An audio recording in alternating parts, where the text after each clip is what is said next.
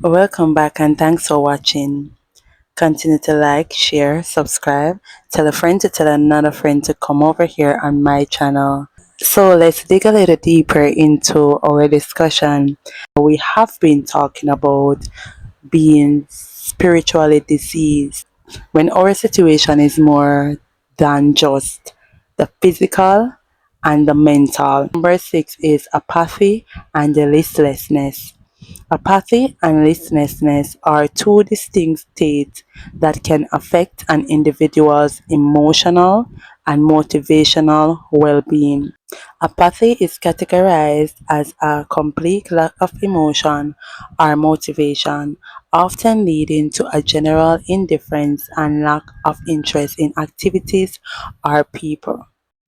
Listlessness, on the other hand, is a state of being listless or lethargic, indicating a lack of energy or motivation to engage in activity. For persons who feel that they have lost their purpose, for persons that feel like they're not motivated and this has been going on for a period of time, they don't have any interest in anything, they don't feel motivated to push, to go on, to carry on, look into it. It is very important for us to know ourselves. It's very important to assess yourself and not just to assess ourselves, but also to do something about our situation. If we don't care, no one cares. No matter what the situation is, it can be fixed.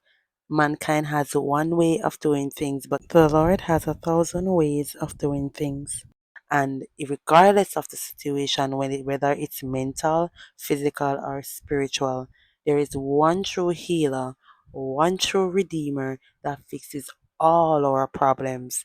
It's just that we have to be proactive about it and not to pretend that nothing is happening when something is going wrong. Okay, so let's move down to number 7, which we're gonna be talking about physical symptoms. And some of us are very quite familiar with these type of symptoms, being fatigue, muscle tension, headaches, stomach being upset. If you suffer persistent physical symptoms, it is important to seek medical help. However, becoming more aware of your physical and emotional needs as well as spiritual needs can improve the situation drastically. A lot of us, because we're stressed, it affects our stomach. Because we're not honest, it gives us headaches. Because we lack proper communication skills, it affects us, whether spiritually, physically, mentally. They coexist with each other. So once one is affected, the other is affected. It's very, very important to be honest. It's very important to say what is on your mind. It's very important to be aware of when something is not right. It's not always gas, and it's not always because it didn't eat on time. Stay in touch with yourself. If you have reached this far into the video, go ahead and comment which one of these symptoms you have encountered with and how you went about with dealing with these kind of symptoms, whether it be from the first video or this one.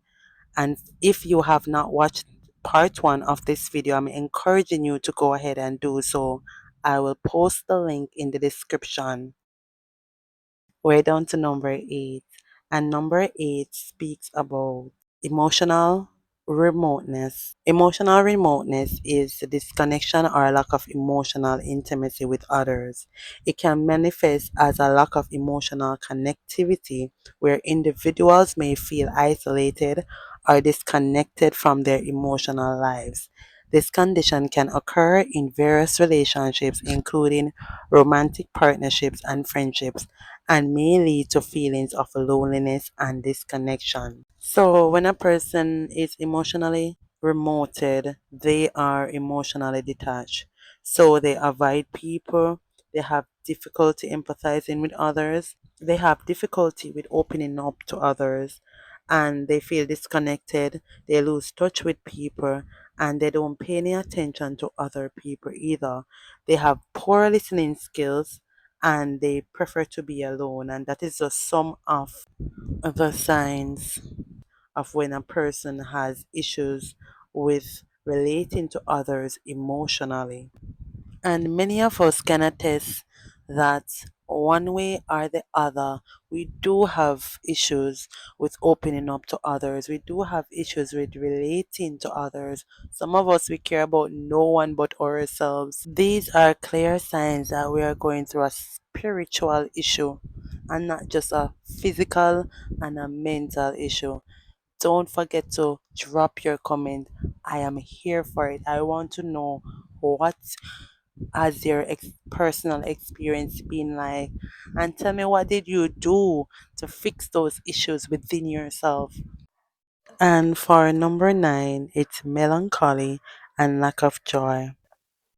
Melancholy is often associated with a sense of sadness or longing for the past, while lack of joy refers to the loss of interest or pleasure in activities that once brought you joy. Both conditions can deeply be felt and may be linked to underlying mental health issues. All that we have discussed thus far, from part 1 into part 2, has to do with our emotions, whether or not it's fear, whether or not it's lack of joy, whether or not it's sadness, remorse. All of that is feelings, all of that is our emotions. We are angry, we don't talk about it. We're sad, we don't talk about it. We feel regret, remorse, pain. We are daily supposed to be ensuring that we're okay mentally, physically, and spiritually. None is above the other. And once one is disturbed, the other is disturbed. When it comes to melancholy and lack of joy, it is so important to be happy. It is very important to keep happy. It doesn't mean when you're happy, it doesn't mean that all is going as you want it to. It's a choice. You choose that. Just like how you get up and you choose to be sad, you choose to be angry. Sometimes it's not even the situation that makes us angry. Sometimes it's how we program our thoughts, our minds. And it is so important to look beyond the situation itself and to understand the aspect of life and what is most important, which is our physical, mental, and spiritual health, and to not do anything to tamper with that, because once our health starts to fail, everything is through the door. No matter what, our health is very important. Proverbs 17, verse 22. A merry heart doeth good like a medicine, but a broken spirit drieth the bones. Number 10 is mental fog. And mental fog is also known as brain fog. It is a condition categorized by symptoms such as memory problems, lack of mental clarity, and difficulty focusing. It can occur due to various factors, including illnesses, due to medication, poor nutrition, dehydration, and hormonal changes. Commonly reported causes include lack of sleep, stress, and certain medical conditions. Mental fog also occurs when we are placed under external pressures and societal expectation. Mental fog may symbolize a lack of clarity in life, purpose, or direction. Are you or anyone that you know going through mental fog? How has it been for you? Personally, I have had experience with going through mental fog. Unfortunately, I have gone through all the symptoms that I have listed and more, even the possible causes. I was dehydrated. I was going through mental issues. I had anxiety, schizophrenia, OCD, you name it, I had it. Also, I was stressed. I was going through low self esteem, low self confidence issues. I was going through a lot. But to God be praised. By God's grace, I am not dealing with half of the issues that a lot of us currently are dealing with right now, because I put a lot of effort into getting down to the root cause of all of my situations, whether they were mental, physical, and spiritual. We have come to the end of the video. So I want to thank you for watching, thank you for subscribing, and thank you for liking. And don't forget to chat with me in the chat. Tell a friend to tell another friend, and I'll see you next time. Until then, stay balanced.